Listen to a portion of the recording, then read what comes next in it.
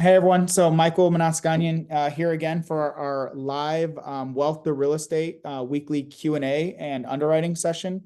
We have a cash deal that we're going to be analyzing shortly, as well as answering whatever questions come up for that, or really any topic related to personal finance, real estate investing, raising capital, lending.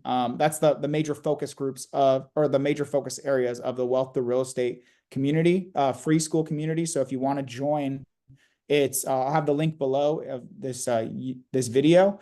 But if you want to join, just go on to school and look up Wealth to Real Estate, or the URL is wealth-rei, and that'll take you directly here. So it's also linked in my bio on Instagram and all that good stuff. So if you ever want to join, feel free to do so. So we're going to start today off with a surprise announcement or a major life change that has occurred for me and my family. So officially, as of yesterday, I quit my final W-2 that I will ever be working. My wife and I were able to achieve financial freedom 2 years ago through real estate. And it's given us a lot of freedom and kind of what we want to do with life, and have an opportunity, like really design our life the way we want to. I used to have a very good job where it allowed a lot of remote work, all this good stuff. It was complementary to what I was doing in real estate. But at a certain point, they were changing a lot of things unexpectedly, including requiring me to come in office every single day. And I did not want to do that. And I let them know I would not do that. And what we call that is being able to have FU money. That essentially means no one can force you to do something you don't want to do based on money, right? I thankfully, because of my wife and I have delayed gratification for over a decade, invested the majority of the money that we've been earning, and then really started scaling our real estate portfolio through capital raising and buying deals creatively financed. We were able to just move on from this and say, hey, I've enjoyed my time here, but this is no longer going to work for me. I appreciate everything. I'm out of here. I will not be here in person tomorrow. So that means I am also translating that time. If anyone knows me, I'm not the type to retire and stop working. Financial freedom was great. And it is great to know that our whatever expenses we have, we're able to cover through our real estate portfolio and our investments. However, the financial component is one side of it all for me. I'm someone who likes to work, and I like to work on things I very much enjoy. That's why I've worked the last 2 years, making less than I could have in the environmental space, because that is a passion of mine, as opposed to the oil and gas or chemical engineering industry. And that's what I am, as a chemical engineer by trade. And then now what I'm shifting towards as much as possible is helping other people on their journey towards financial freedom. So you're going to see a lot more of that. With that being said, the number one thing I'm going to reintroduce is a higher ticket. This is a higher ticket direct, let's say coaching, consulting, whatever we want to call it. But basically, I'm going to help people directly who are, in addition to all the free stuff that I offer, right? This is a paid thing, no obligation to join. But if you are in a position where you are a real estate investor looking to scale their real estate portfolio, leveraging creative financing and raising capital, as well as getting, improving your operations, your business management, all that stuff, that's what I'm gonna directly help people do on a one-on-one or a very small group setting. This is a higher ticket item, and unfortunately, I will not allow anyone who doesn't have some form of cash reserves, right, in addition to the payment, and at least some level of experience with real estate investing, because my goal is to help you for this initiative is to help people scale their portfolio and really define where they're currently at, where they want to get to, and the path that they should follow to get there. Not necessarily, hey, I'm looking to buy my first real estate investment. We have other resources for that, including free ones. And I want you all to focus on that. If that's where you're starting out, learn, take action. But if you are in a position in which you are looking to scale your real estate portfolio, this might be a right fit for you. And this is something that's been requested by a lot of our private money partners and lenders, because they, at the end of the day, are lending not just for the returns, but also to be able to recreate my buy and hold business model. And I'm happy to share that. It just, so I'll be focusing a lot more on tasks and initiatives like that, and then probably doing more Zoom, social media, all that good stuff. So that's just the big shift. With that being said, since I was in San Diego, I've decided to move up to Northern California temporarily, and no real timeline. We have a few weeks of trips planned, upcoming trips. We're going to do an RV trip for basically 3 weeks, end up in Montana, spend a week over there with the sub-2 community and an owners club, people at community camp, and then come back on the RV and then just, I don't know, take it from there. So if just wanted to provide that life update just for you all, just to kind of share some insights. And with that being said, thank you. Wow. Thank you everyone for all the congrats. I really appreciate that. I was just fortunate. I would have continued doing this job, but the mandate to come back to office daily, that was a no-go. I have a newborn. I don't want to waste 2 hours of commute time that I could be spending with my family, especially when she's so little and so young at 3 months old. I don't want to waste those opportunities with her. So that's why it's so important. That's why we're doing all this stuff, right? We're not doing this stuff because we like to work 15, 20 hours a day, or that we like to take our, I don't know what, take our $5,000 a month or $10,000 a month of income and then save and invest half of that and only live off the other half. Like, that's not why we're doing it. We're doing it so that we have time, financial and time freedom to do what we want, when we want, with who we want, and then not have to do the things that we don't want, right? Like, it sounds, that's my rationale for all this. I want to be able to work on the things that I care about. And then when there's people that I don't want to work with, I don't have to. And when there's things that I'm asked or told I will have to do, I don't want to do it. I understand not everyone's in that position, but the goal for you all is to get towards that position if you aren't already. So I'm happy to help you all along that journey, starting with this free Wealth the Real Estate School community. So with that being said, let's get right into it. Giselle, I know you have a deal for us to look at. You just sent it over to me. Let's see what we got here. Do you want to give it just a quick high-level intro about this investment opportunity?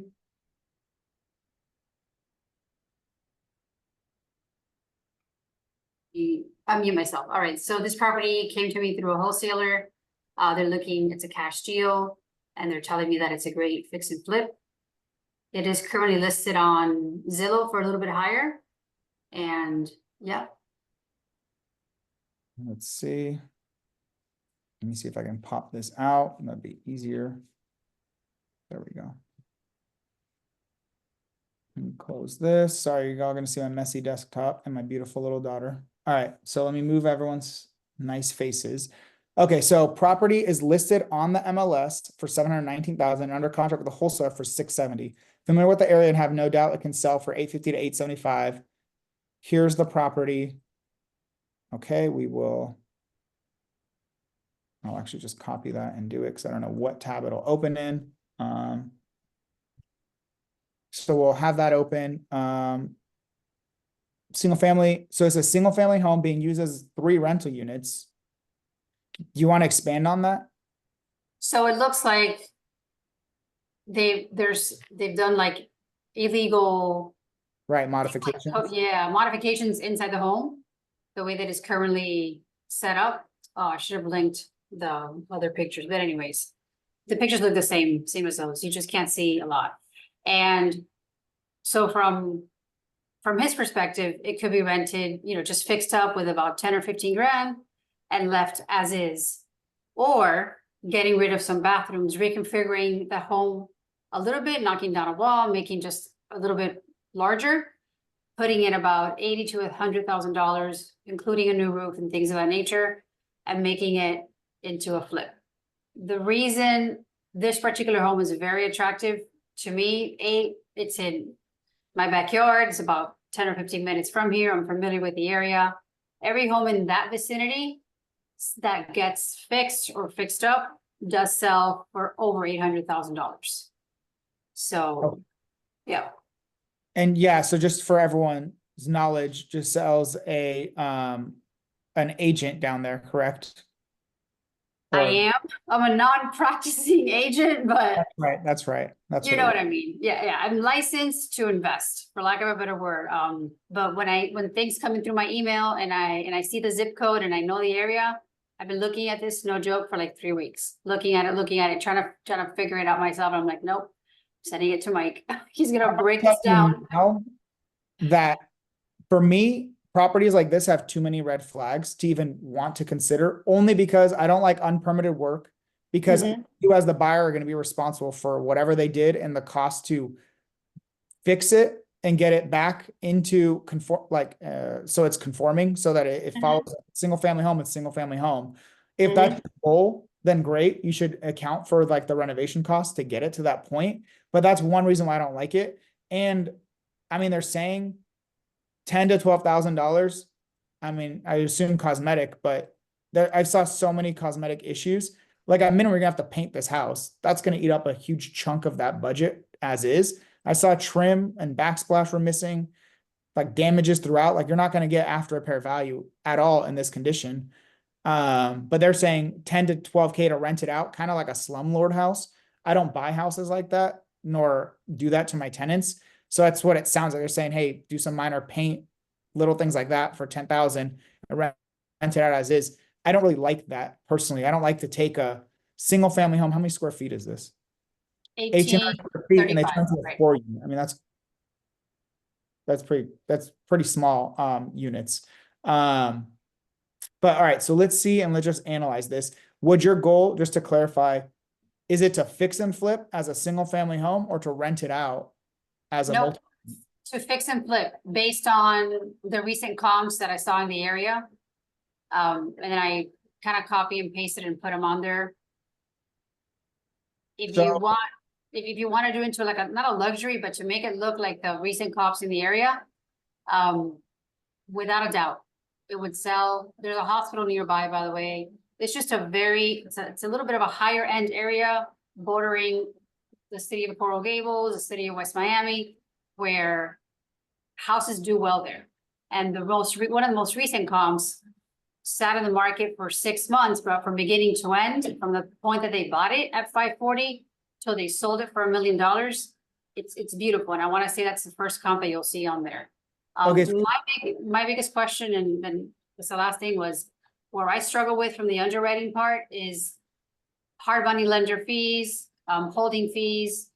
That's where the integrator in me is not there. And that's where I'd love for you to come in and help me look at the bigger picture. sure, we can do that. Do you feel confident in your ability to get these comps? Like you feel confident? I saw in the notes there were comps. Are these your comps, their comps? I had two, and then they had additional, which happened to be the same ones coincidentally.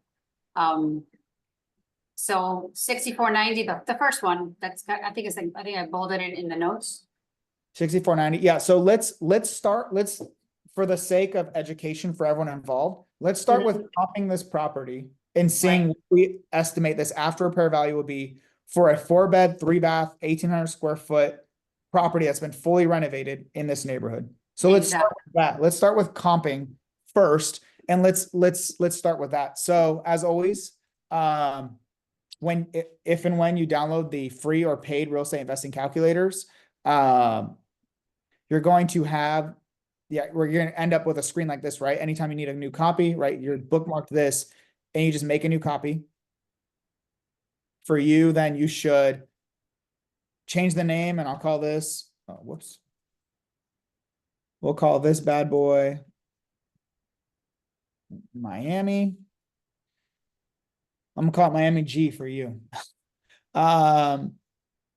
And then for a fix and flip, right? A lot of this calculator, in the way that I do the majority of my properties, is I'm almost always looking to buy rental properties I'm going to hold long-term. And I say almost always because I have 2 active flips going on now. So it's not that I don't do active flips, but I'm really looking at buying and holding real estate investments for the long term. Doesn't matter if I'm buying it traditionally, commercial loans, DSCR loans, creatively, seller finance, sub-2, whatever. I don't care about the way I'm buying it, typically, or cash, although that's not usually likely for a long-term buy and hold. Unless you're going to burr it. Problem with me is I'm too nuanced, so I'm going into the weeds. But and then I manage properties a variety of ways.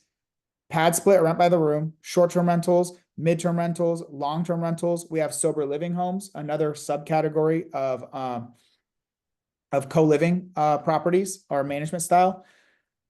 So for me, that's what I'm primarily looking at, is how can I long-term buy and hold investments, because that is much easier, in my opinion, to actually underwrite and analyze effectively, because there's a lot less variables. Really, it's how much does property cost me each month? How much rent can I generate on a property like this? And And then does that justify the amount of money I have to invest into the deal to get that monthly cash flow, right? That your cash on cash return. Those are all much easier to model on longer term buy and holds because there's a lot more data for that. For fix and flips, yes, there's data, there's comps, right? It's your after repair value, right? Your profit is going to be your after repair value minus your purchase price, minus any closing costs on the purchase and the sale of this property, minus any carrying costs you have for the debt and rehab costs and all that. Whatever's left over is your profit. The problem with that is a lot of those are subject to change, especially if you've actually done a fix and flip. First and foremost, after repair values, properties change value quite frequently. Not very quickly, but when you have events like interest rates spiking up or going down, Miami and Florida in general, I don't know Miami specific. I don't buy or look at Miami. It doesn't make sense for my typical buy box, but I don't know what's going on in the market specifically there, but our property values going down, our properties being listed for long periods of time, whatever, all that factors into your after repair value, and that is subject to change. You know, sometimes for me, I had a property that I fixed and flipped over 2 years. I got lucky. I forced appreciation by over $100,000 because the renovations that I did, but I got another $100,000 in profit because the market increased substantially between middle of 2020 until the beginning of 2022. So like the market can work in your favor or against you when it comes to after repair value. And that's not something you really worry about when you're doing longer term buy and holds. Another big variable is your renovation cost. Sometimes the project is estimated to be this much, but in actuality, as you continue on, it's going to end up costing more. And even worse, it might even take longer. So that now the money that you took out as debt, right, your hard money loan or whatever, your private money lender, however you're getting your funds to acquire and renovate the property, now you have higher carrying costs because you're holding this longer. You have more renovation costs, and all those things are variables that you want to try to control, where people say typically tend to have a 10% contingency on your rehab costs and on your carrying costs, just so you're not in a bind when it comes to, you know, having to sell that property and it took longer. But just understanding like those are all variables that can change and more than likely will based on what you underwrote and what actually happens.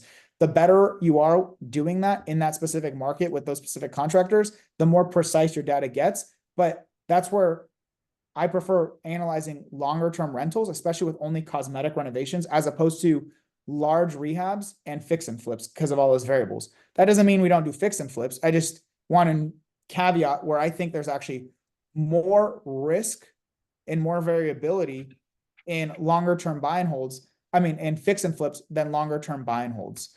Cool. Does anyone have any question, comment, or counterpoint to what I just stated? Because I'm open to it. I'm by no means the king of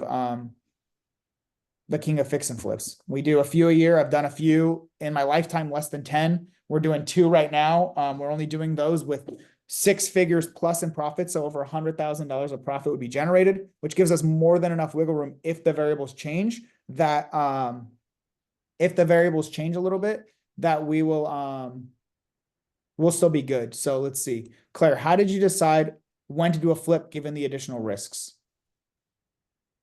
Claire, I need more expansion on it. How do I decide when to do a flip given the additional risks? I mean, a flip might be the only thing that makes sense for that property if I want to move forward with it.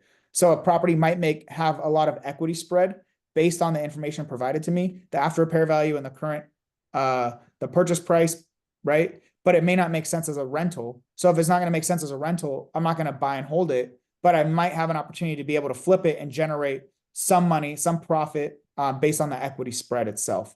So that, I mean, that is how, if that helps explain that. Okay, cool. Thanks, Claire. All right, so let's start with comps. All right, the first thing we're gonna do is let's pull up some comps, and I'm gonna show you exactly how you're gonna do that. And that is a very valuable skill set.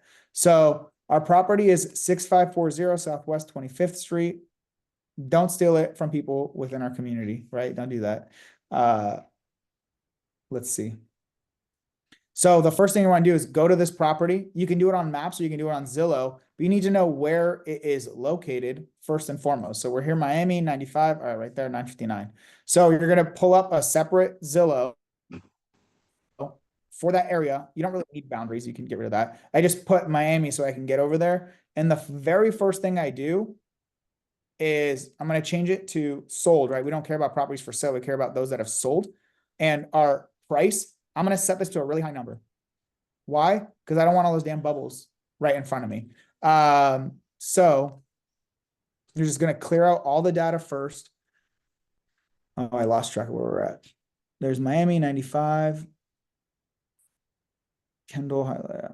I'm literally not familiar with Miami at all.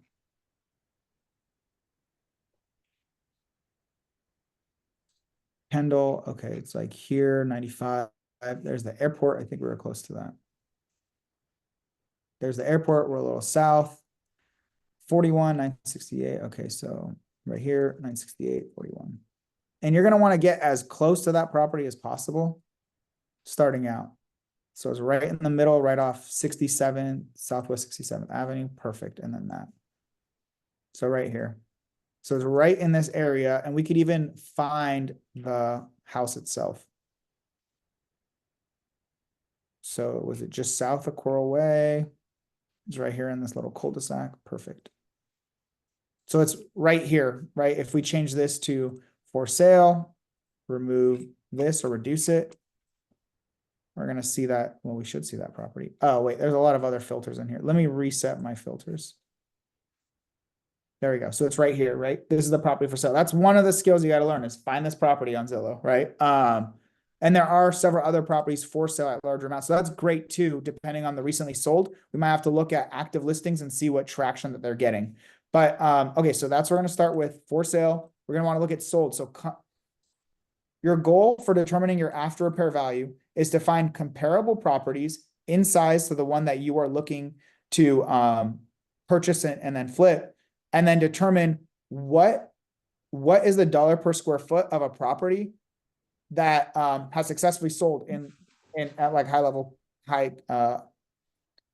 at the like renovated conditions, at the like traditional sale conditions, right? People don't tend to buy ugly properties like that. They tend to buy nicer properties. So your goal is to find those properties that have recently sold in a similar style, similar size properties, ideally as close to that property as possible, not crossing any major roadways or anything like that.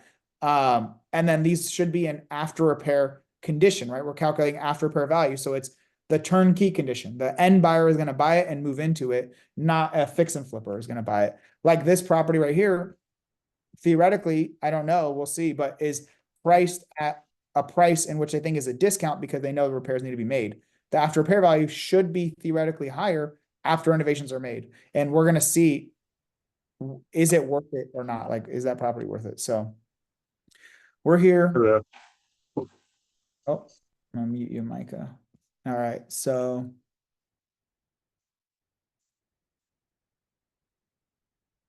is it this Southwest 25th Terrace or did I just lose you?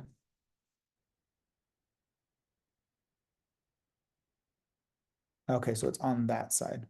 It's funny, there's over $1 million homes right here, and then this one sold for 520.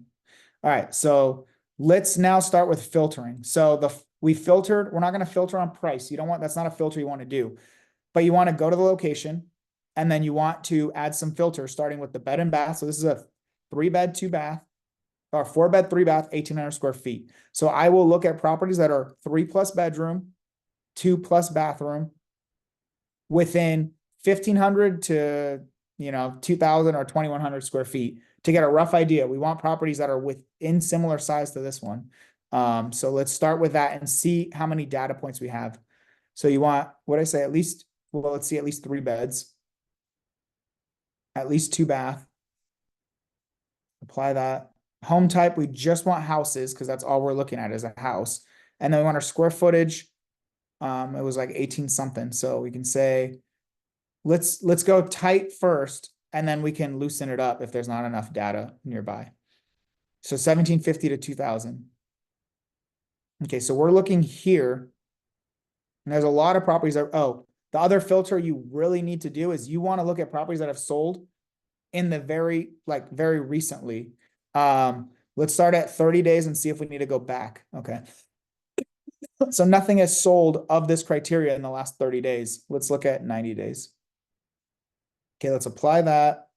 There's at least one. It is further down. We did notice these properties sell for more. The thing is, I don't know if it's worth expanding the bed and bath. Let's see, you can go further back. The thing you don't want to do is go too far away or cross any major roadways. So any properties north of Coral Way, you kind of just want to exclude. You want to look at properties in this area, ideally in this area, because here's another large road. Well, I guess it's not a large road, it just looks larger. And you want to look for properties like in this area, south of Coral Way. If you need it, it's better to expand your criteria a bit. Loosen your, let's say, square footage. Let's do that. 15 to 2250. We got, let's stick with the 3-bed and see what comes up. Okay, let's stick with the 3-bed, 1.5 bath. And then we have last 90 days. Let's see what we have here. So, and I'll cross-reference this with your list to see if any of these comps are similar to the ones you guys utilized. Oh. Well, you guys aren't trying to blend with me. Let's click the wrong link. All right. So there is this property right here. Let's open this one up. So this is, let's start with aesthetics. Definitely looks a lot nicer exterior than this one. So the exterior needs to be upgraded, but it is a 4-bed, 3-bath, very similar square footage. And let's take a look at the photos. It's obviously, this is a after repair, right? This was sold at its after repair value, a turnkey condition. Very nicely renovated. This was more than likely a fix and flip. So let's see what their numbers look like. Yeah, very nice property. So let's see. Home features 3, 2 bad. Total finishing square footage, yada yada. Large lot, 7,500 square feet. Well, I mean, probably a large lot in Miami. I don't know. All right. And so it sat for a while for them, but then they got it sold. So they bought it for 540,000 in 2023, right? They bought this property for 540,000 in 2023. We don't know the condition of it, right? We can utilize other tools to look at the condition. We're not going to do that right now. We're focusing more on comps, but like the previous photos, if there were any. And they tried listing it for sale for 1.95 million. It went under contract almost immediately, listed back for sale the same day. So I don't know what happened there. That's weird. Pending at the same price, 511. And then they eventually sold it for 1.15 million, this property. So we can utilize this as a comp for now. Why? Because this property is nearby, very nearby, very similar property, 4-bed, 3-bath, 1,700 square feet, and it's a good comp because of the looks too. I mean, this is a much not nearly as aesthetically pleasing as this house. So unless you're going to put a lot of money into actually improving the exterior as well, you're definitely not going to get this price. But that's something you can account for later when you're making your adjustments. So let's start with this as a comp. So what I like to do is I take the address, I copy that. I go into the after repair value and rehab analysis tab. I replace this first comp with that. And then I'm going to go in and I'm going to copy this Zillow listing so it's easy for me to get back to. And the sale price was 1,015,000. 1 million. Is that right? 1,015,000 square footage was 1,764. We can make adjustments later as needed, but right now we're just really focused on the dollar per square foot. And you're going to notice the dollar per square foot will also be listed on Zillow. Oh, there it is, $575 per square foot. They were looking for 621. They got 575.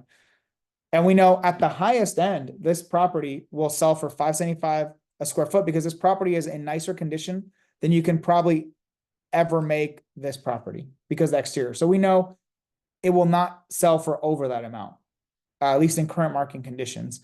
With interest rates reducing a little bit, maybe, but not likely. So let's proceed with finding another comp for the time being. So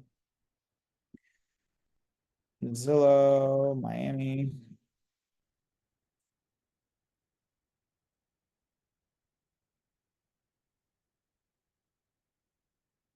Oh, remove boundary. I don't know why it defaults to these settings. Actually, what I'm gonna do is the easiest thing to do is, here's a little pro tip. Instead of like starting new Zillow every time, just copy that, put it in the other one if you want to keep it open. It's already listed in your little table. You already hyperlinked it in there. And then you just close out of that and then look for other properties nearby. So you don't have to do all that like looking around. So let's see what other properties. This one was 800,000. Oh wait, when was this sold? June. Okay, so this was a great comp because it was sold within the last 2 months. And even when it was previously sold before it was flipped was at the end of 2023. So the purchase price and then the eventual sell price are all fairly relevant to the current time. All right, let's see this house. Okay, once again, much more aesthetically pleasing exterior. It's an obvious flip. Like this is like flippers do stuff like this. But this is something actually manageable. You can change your property to look much more similar to this. It's not a ton of structural changes. A lot of it is very cosmetic. Museum remodel. There you go. All right, so let's take a quick look. Yep, they kind of shot themselves in the foot by not staging it. For high-end properties, you're going to get the most value by staging. I guess they stage one component, a champagne bottle and holder.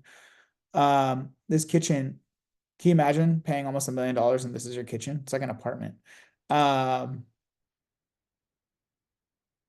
this is very, very comparable. This is much more comparable than the other one. What is this?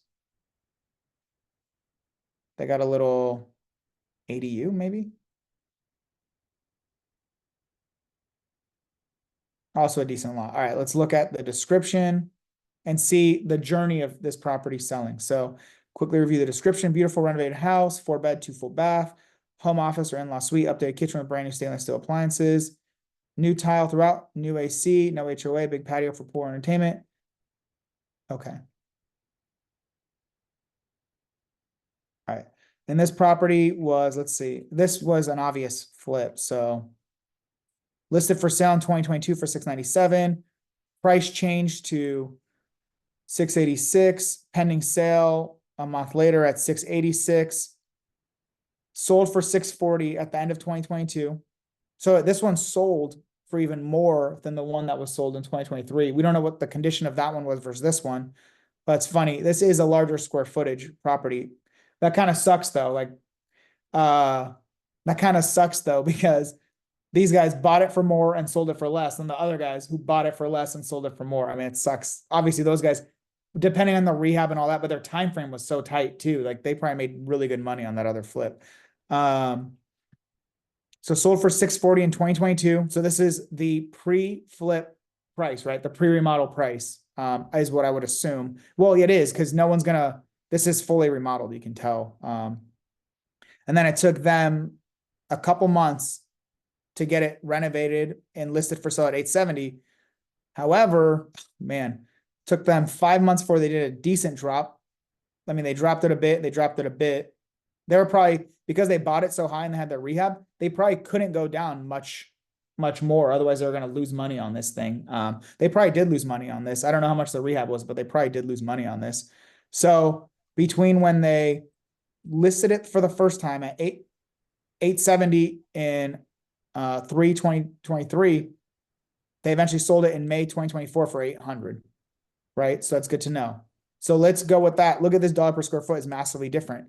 You as your market expert, is there a substantial difference between properties that are, and we can look this up on the maps, that are in this area versus more south? Do you know, Giselle? Like it's much nicer and more expensive than this? That whole little area, I want to say it has a name.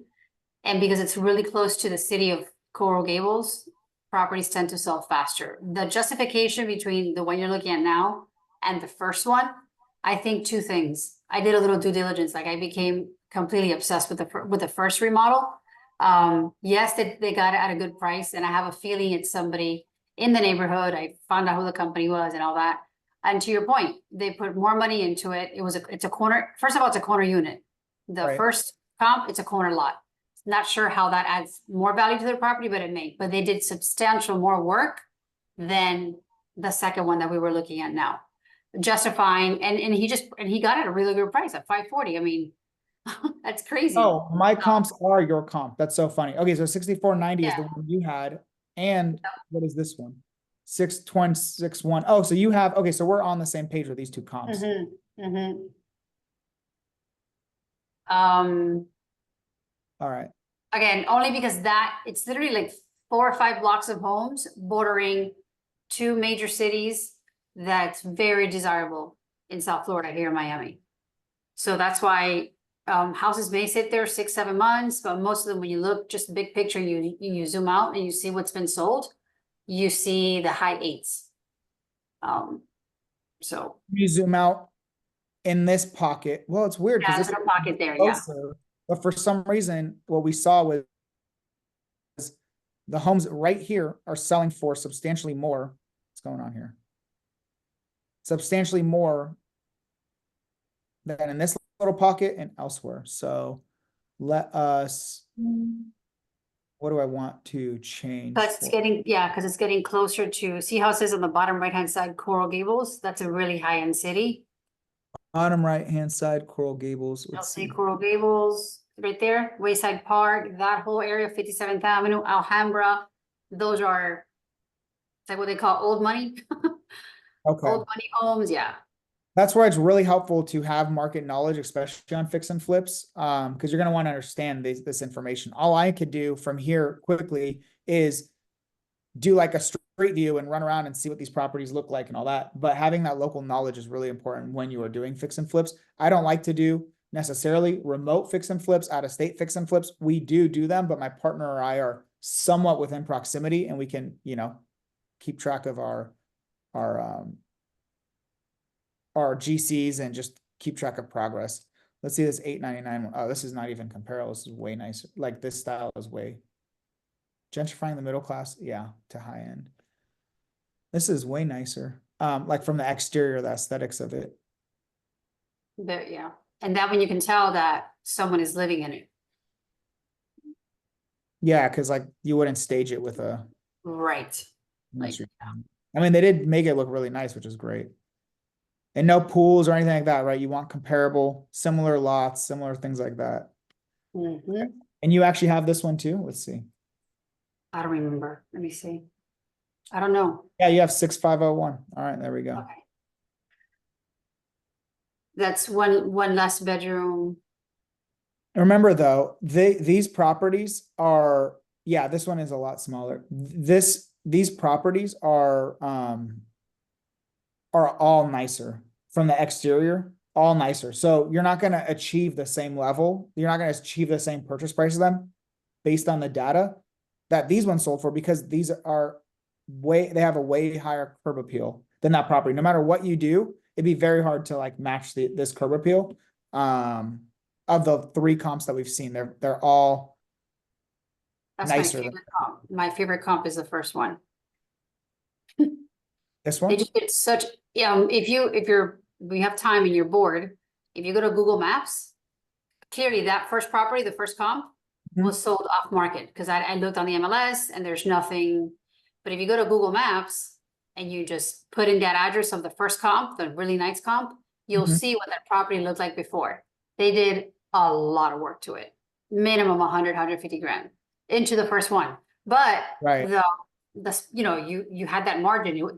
They had money to play with. Clearly, they had this space. I forgot what verbiage you use, to then be able to justify the price. Okay, so here are our comps. Something like that. 899. Was it 999? Yeah, 899. And then this was 1620 square feet, 3 bed, 2 bath. So I like to add like notes, insert note, 3 by 2. And I like to, if possible, I like to include things like took X number of months to sell. Right. Took X number of months to sell. It's really nice when a listing is active to see how many hits it has and how many views it has. That's also very nice to see. So we've got our sold comps. Let's take a step back and also see, what I like to do is also see what are other properties of similar size being listed for right now and how are they doing. right? How is their activity? Not just what is sold, but what is the activity on properties, comparable properties, and what are they selling for? So for example, there's a 710, that's the one we're looking at. There's this, because if these aren't selling and they're in better condition than what you can get yours to, well, you already know you can't get as high as that. Maybe those comps are now outdated. What the hell is this? Oh, it's a little carport. I was like, what, it's like a motel. So actually, it's not too bad interior, actually. It's a bad listing though in general. There's literally That, no value. there's And it no. still has 500 views and 10 saves. It's a lot of traction for something that's advertised pretty poorly and not in turnkey condition. So that's a good sign for you, although it is further away. I guess we could look at this one. 849. This one is not a new renovation. This would not be selling at after repair value because the cabinets are outdated. This is just outdated style. Cabinets, appliances look good. Flooring is fine. The tile flooring. I mean, this wasn't just newly renovated to sell, right? This was someone's living in it, decided to sell it. This isn't not the after repair value at the highest level. So let's see. Oh my God, let's talk about those sinks. Did you see those sinks? What on earth was that? Are they gaudy? Look at that sink. Where do you stand? Yeah, I In don't the know. shower? Like, what do you do there? Oh, never mind. You open it from the other side. It's like a water fountain. That's actually a good sign. If this one has good traction, this is a good sign too, that a property in this condition would sell for 849, 4-bed, 2-bath, much larger square footage. I think this one has a lot of traction because the price relative to the square footage. But this is good to know. So there's something like this. Seems like this location, yeah, you're just going a little more south, the values increase fairly substantially. Yep, yep. So I actually don't really like the first comp. I know you do. I don't like it too much because, well, this is hard when the dollar per square foot is so drastically off. That's why it's so important to have comps of similar square footage because properties don't the dollar per square foot like only really works if they're within similar square footage. If there's like a huge discrepancy in square footage, it's gonna like throw these numbers out of whack. So you want your comps to be similar square footage. So we said 6261. That's 2,000 square feet, 1620, 1764. And our property is 1835. I mean, this one's also on the low end. 764, this one's good. Let's see if we can find a third comp. 6501, 6261, 63. Do you have 6321 21st Street? 63. Good I point. have that one listed for 885. Slightly smaller, 6321 Southwest 21st Street. 626321. Right. That is Southwest. 1477 square footage. It's going to be the same issues, unfortunately, as kind of the one that we're looking at the higher end. It's just so far below that it's going to skew the dollar per square foot pretty substantially. Okay. And Jose made a good point about the roofs in regards to the first and third comps are tile roofs. Comp 2 has a flat industrial roof. I don't even remember what our subject property is. Oh, that also has tile roof. So yeah, I'm not a huge fan of comp 2. We can find another one, or for the time being, we could just exclude this from the calculation. Oh, that's not what that's going to do. There we go. So we can exclude this comp from this just to get a rough idea. We're looking at right around 554 and 575 dollar per square foot. I think yours is going to be lower than that personally because of just looking at the exteriors, unless you're going to invest a lot of money to the exterior. And that these are south and what is it? A little more east, which you said is much nicer than the other ones. But assuming the highest end we can get for dollar per square foot is right around 565, and you do have a good comp at the 6501 property. Let's run with this. So your square footage. Oh, I didn't update all that. So let's update all this info in the first tab, which is going to be subject property address.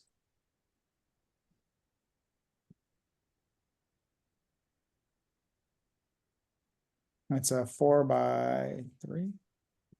4, 4x35. 1835. Okay, so that's all you need for the ARV calculation. So it's going to tell you what the based on 1835 and this average square footage, 565.17, it is listing your ARV at 1,037,000. Once again, I think that is much higher than what this property will go for because of the location and the exterior. But it is good to know, like on the highest end, this is what the comps are showing the property could sell for theoretically. Like I said, I don't think it's likely, especially when you have properties that are very similar in size. Yes, it's 1 bedroom less, but it is being listed, or it is sold for, it's sold for $899, and it's much more aesthetically appealing from the exterior. And we looked at properties that are currently for sale. We see 4-bed, 2 baths, right? Not ARV, but a 4-bed, 2 bath listed at 850 essentially. It does have a lot of traction. This is your property. 950. This was that weird one, 4-bed, 2 bath.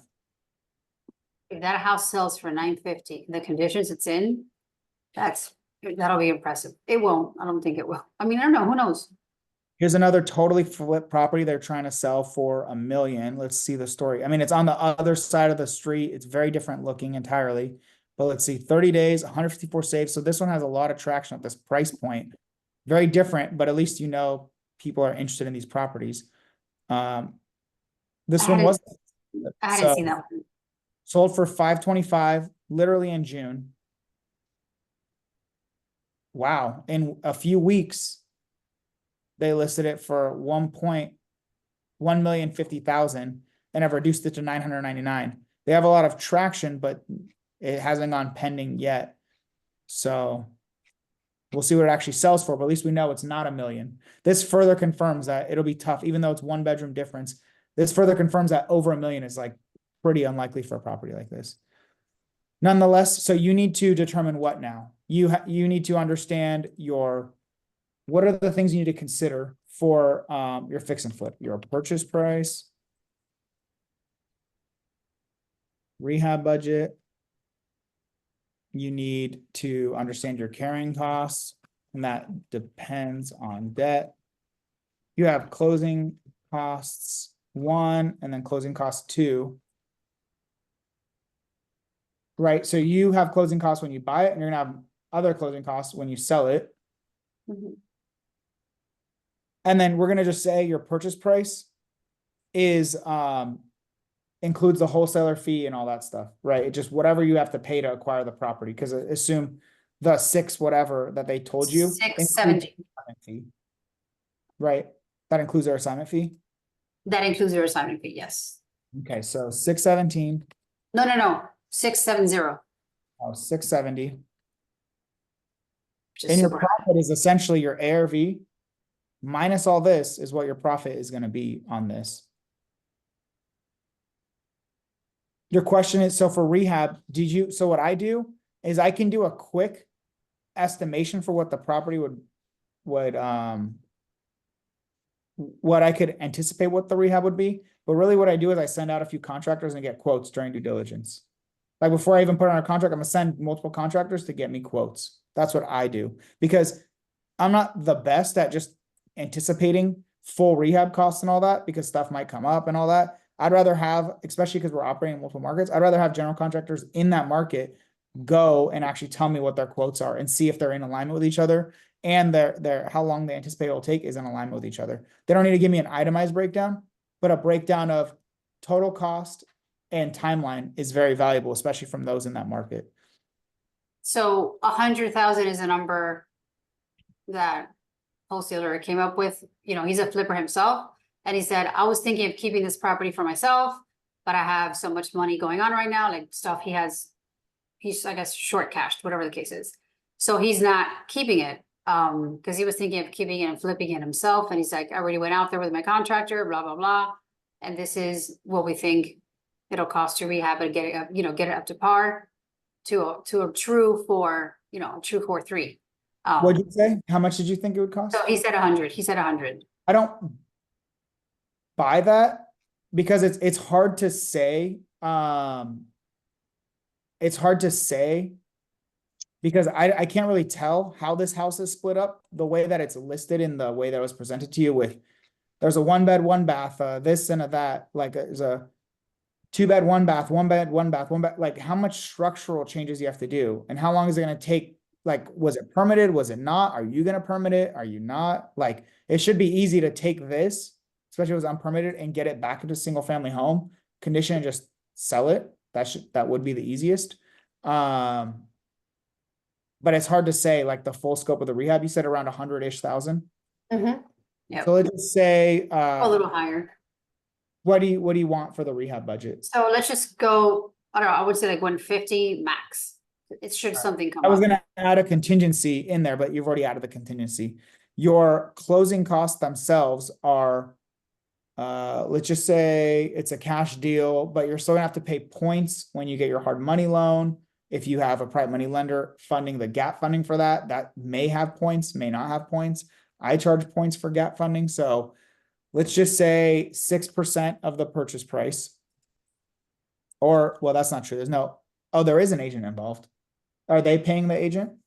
No, the seller is paying the agent. So you're not gonna cover that cost. Mm. Let's go with 3% on the buy side. Because you're gonna pay lower if they're covering that. On the buy side of the 670,000, so roughly 20,000 there. Then you have your sell side closing costs, which are gonna be the sale value. So I went with the 899 for the time, Okay. just to, it sounds like that's one you're in alignment with. We have numbers that kind of show that is similar. This one is a 3 bed, 2 bath, so it's amazing that this one sold for as much as it did. I think it's location wise was a big factor. But then closing costs for that, let's say 0.06, because you're gonna pay an agent unless you self-list, whatever. Well, no, I'll put it on the market myself, but yeah, so then I guess 3%, right? Yeah. Yeah, that's fine. I mean, there's other closing costs involved, but let's go with that for the time being. At this ARV, I just want to illustrate that you might do all this for maybe $31,000, and we haven't even accounted for carrying costs. And let's assume you're raising all of this money, so equals sum or equals parentheses, you're gonna raise the purchase. What are you gonna do, a hard money loan? That was the plan, yes. For like, did you get any quotes? So like, for example, we get some that are like 85 or 90% loan to value and then 100% of the rehab. Do you have anything like that? So he told me, when I saw him yesterday at the meetup, he said we can do anywhere between 90 and 95, all depending on your credit score. I'm like, I have a 780, I have 3 properties. I told him, I'm ready to offer you 600 right now. That's how crazy I was. I really lowballed him because I think 670 is too high. But he said that they charge, he can do 90, 95 and between 10 and 11% rate. He didn't go into details because they have their own capital funding company, I guess.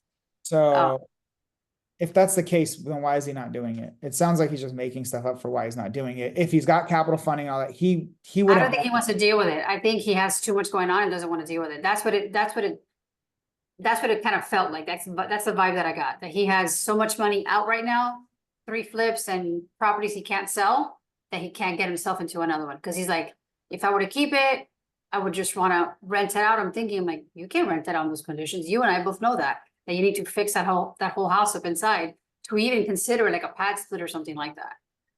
So your total loan is gonna be from him, right? And then you have a PML at 12% or whatever, unless you're gonna sell. From him or from anybody. I'll be honest with you. Anyway, I would trust you guys or somebody from the community to look at this, because I just met this guy.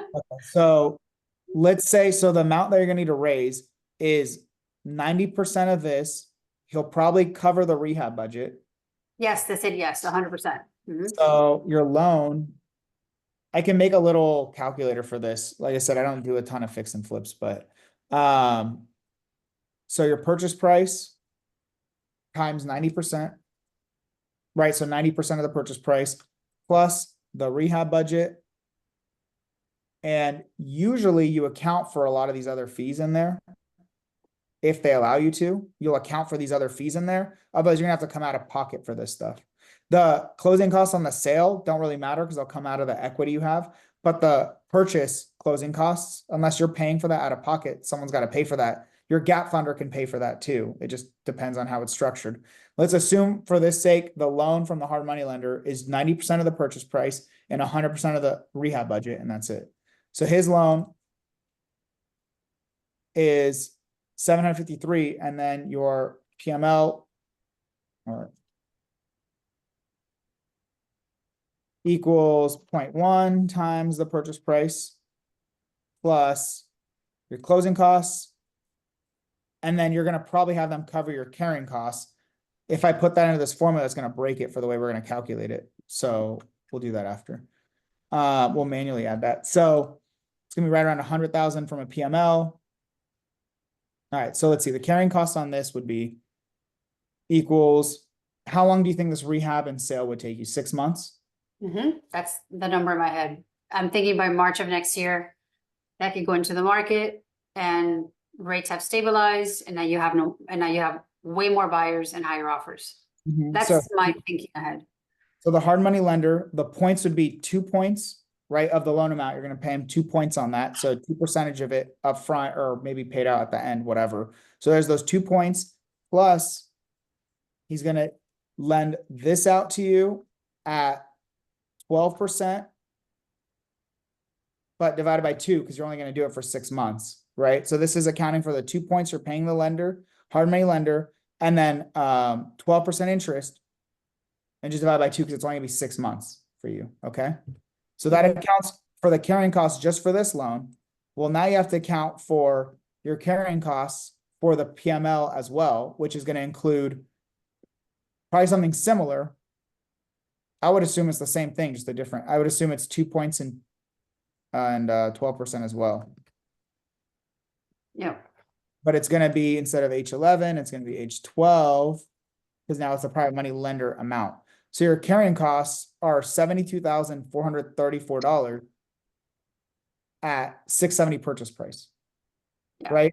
Between your ARV, which we think might be in par or might be a little higher, or I mean a little lower, minus the purchase price, minus the rehab budget, right? You have a little contingency because you think you went a little over. I would get a contractor or 2 or 3 in there if you're serious about moving forward with it to get actual bids. Your carrying costs are going to be substantial. People forget how substantial your carrying costs can be or will be. It's almost 10% of their purchase price, a little bit higher than 10% of the purchase price.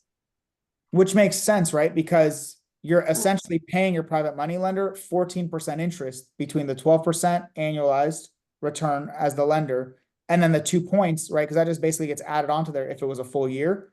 You're only doing it for 6 months, but yeah, it's a substantial amount of carrying costs. That's why you don't want projects to, if they cost more, you're kind of screwed, because what are you going to do to get more money? But then if they take longer and they're supposed to, every single month, that is expensive. And then if you have to extend your hard money loan, that also is a few points if they allow you to. Otherwise, you're going to lose your asset. That's kind of funny. You're going to lose your asset in that scenario. So you said maybe you can do it at 600,000. In my brain, that's the, even 600,000 was like the most I was willing to pay for it, because I was just calculating in my head. And like, you're going to invest 6 months of my life to make 35 grand, 37 grand. Right. And the ROI on that is only 4%. Right. So you're going to, best case scenario, you say he buys it at 600,000. Yes, you have a contingency for your rehab. Your carrying costs, all that went down because we reduced the purchase price. Oh, yeah. So all this plus J12.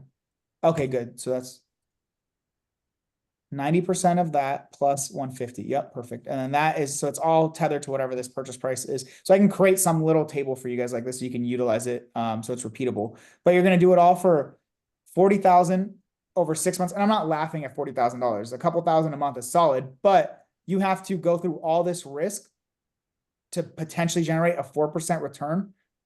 I don't do flips that don't generate at least 15%. And like I said, a 6-figure profit is what I'm anticipating. Because even if it does go down to 50K, at least I made 50K and I'm not paying money to sell this property after spending all this time. With $40,000, that can get eaten up quick. A few extra months of holding, we saw how much that could affect you. Let's say instead of divided by 2, it's divided by, well, now I'd have to like multiply because if I divide, I'm kind of confused. Divided by, let's say it's 8 months instead of 12, or instead of 6, right? How does that look? Yeah, like worst, you mean like worst case scenarios, things go wrong, Oh, wait, I had this slightly wrong. It would be like this. Actually, your carrying costs are a little bit lower, so your profits are a little bit higher. But let's say you do, it does take 8 months instead. And we're not even going to say there's points associated with that. Let's just say just for the carrying costs themselves. Oh, baby. That's my baby. She's loud. She's a talker like her dad. So now it's 76,000, right? Just to extend it 2 more months. It took you too much longer without accounting for the additional points. Because in reality, if that's the case, you're probably going to have to increase this to 3 or 4 points. Usually you're going to pay like 1.5 points to 3 points to extend this. Let's say that's the case. You have to increase it by 1%. Like you see how quickly this money is diminishing, like immediately. And that's assuming you sell it at $899. What if you sell it at $870?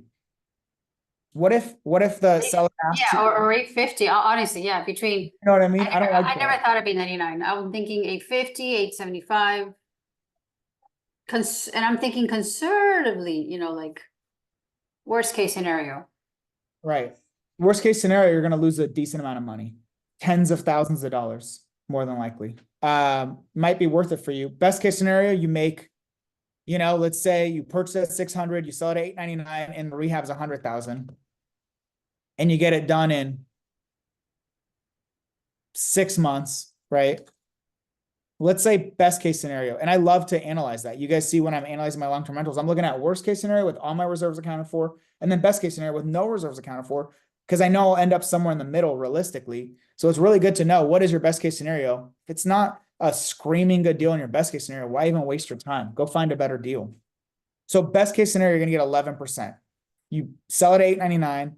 Purchase price is $600,000. So you bought it at $70,000 less than he's currently listing it for.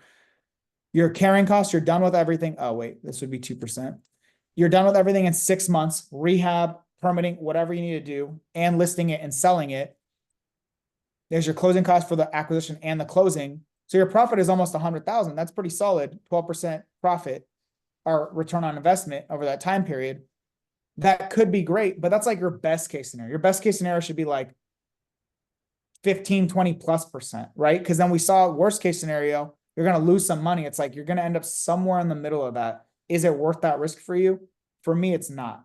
But like at least now even at $600,000, maybe it makes sense for you. Maybe it doesn't. But I wouldn't anticipate getting 6 figures and 12% because our rehab budget went down 50K. Carrying costs, you're done with everything in 6 months, and your purchase price is 70,000 less than he's willing to offer now. This might make sense for him if he can fund his own deal, which sounds like he might be able to. And he doesn't have a wholesaler fee that's attached there. We don't know what the wholesaler fee is, but it can't be that large considering the seller wants to sell it for 710 anyway.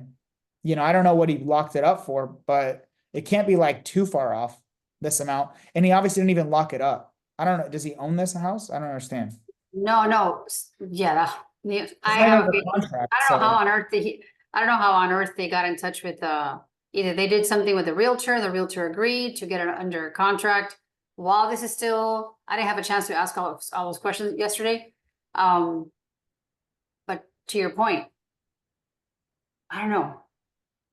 No, I'm telling you now, I wouldn't do this. The Yeah. margins are too tight when you Yeah. account for all the things you should be accounting for, and the return on investment is abysmal, and you can very quickly lose all that. For me personally, unless I'm a very experienced flipper in this market and I'm very on point with my numbers, I wouldn't take the risk on something like this personally, not only because of the fact that the spread is so high or so minimal, the profits are minimal. It's also a big dollar amount to deal with up front. So like your carrying costs, everything gets compounded. You have to raise more money. You have more money on the line. Like it's just personally for me, this wouldn't be a deal that I do unless I'm that guy who's done a bunch of deals in this market and knows that I can get it done pretty effectively and efficiently. And have pretty solid estimation of my numbers. Yeah, that's why I'm here, because I'm like, something's not making sense in my head. And I can just, I struggle with the Excel worksheet, but, so I think I have your free one, which looks like this, but it doesn't have, or is Free this your free one or no? No, this is the paid one. The Oh, that's why, free one that's has why. the ability to analyze creative and conventional deals Okay, and long-term rentals. Those are the options there. Everything else is part of the paid calculator. For example, the various offer price scenarios, like the calculations of how should you adjust terms, like Mhm. what recommended changes would get you to hit that deal. The long-term analysis, 1, 5, 10, 20 years, like the spreadsheet that goes over 30 years of Oh my ownership for God. this. Different rental strategies. So rent by the room or pad split, midterm rentals, short-term rentals, your own, like this is really key. And I built this off of one of our, either it was our underwriting session or another one. And it was essentially, you have a little table to now analyze, okay, well, what if I offered a higher purchase price? Like if I was going to negotiate, what should I negotiate on? What if I offered a higher purchase price, but also lower the interest rate? What would those returns look like? Just so you have a little area to model that stuff out. And then most importantly, in my opinion, the ability to determine how do the terms look with a private money partner if you were to go with a private money partner to raise the capital for the deal, or a private money lender, the long-term analysis, the summaries for private money lenders and private money partners. You do have access to the amortization schedules, which is key. And then the ARV and rehab analysis, like those are all additional features of the paid calculator. So if you guys want that, it's listed, on my website. You can always go to that. So just real quickly to like wrap up and any questions in the meanwhile, let's anyone got any questions? Oh, Laura, often I'm in situations where I need to put an offer in pretty quickly after seeing the property, may not have time to send a contractor out. When you say get the quotes during due diligence, what do you mean after you place your offer? It depends on your earnest money deposit. Is it refundable? Is it not? I personally don't put fix and flips under contract unless I can get a contractor out there. If that means someone else is going to buy it, go for it. I mean, it is what it is. Like that's the risk we take by being a little slower, but I'd rather only buy deals and put money on the line, risk money on through earnest money deposit, non-refundable earnest money deposits, if I know that this is something I'm more than likely going to move forward with. I don't, so, that's the risk of being a little more slower and intentional, that you might lose out on the opportunity. I guess try to be a little quicker. We're pretty seamless that as soon as we find a deal that we like, contractors there the next day. We'll make all the connections on it, but I have a team now. So, maybe that's not feasible for you. So if you go to the shop, there's the Ultimate Creative Finance Calculator, the one we just went through, and then you get every update I make over the lifetime of this calculator, I'll continue doing it. Every time I do my stuff, every time I make updates to mine, it's this one. So it's updated here. And then consultations, if you want to do like a deal analysis one-on-one, like something like this that we just did, or like especially on buy and hold deals, especially creatively financed, I'll walk you through that, tell you how I would renegotiate the terms if needed, if I would buy it or not. And then you get that 30-minute consultation and the calculator, both at a discount.